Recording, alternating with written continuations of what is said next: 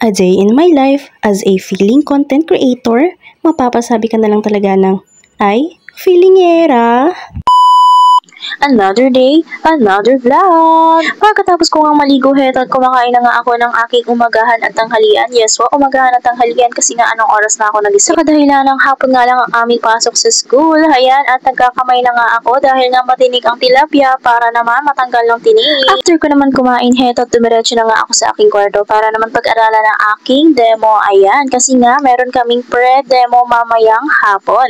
Kaway-kaway sa mga Aerox student dyan. Fast forward na nga tayo heto at nandito na nga kami sa aming school at nag-CR nga lang kami saglit para naman makapag-ayos ng konti-konti para naman mumukhang tao.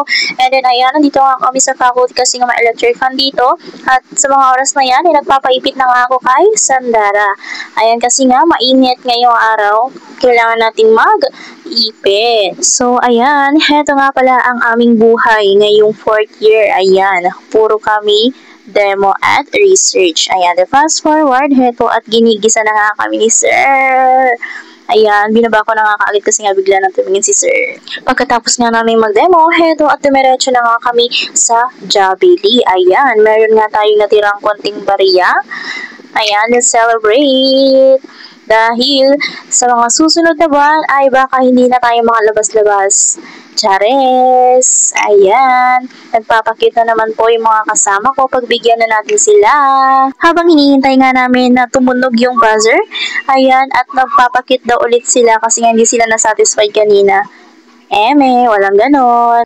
So, ayan, dumating na nga ang aming order. Mixing match nga lang ang aking in-order dyan kasi nga kaka-Jollibee ko lang nung nakaraan. Baka magkaroon na ako ng pakpak. Kaya heto at bumili nga muna ako ng burger stick and Coke float. Ayan.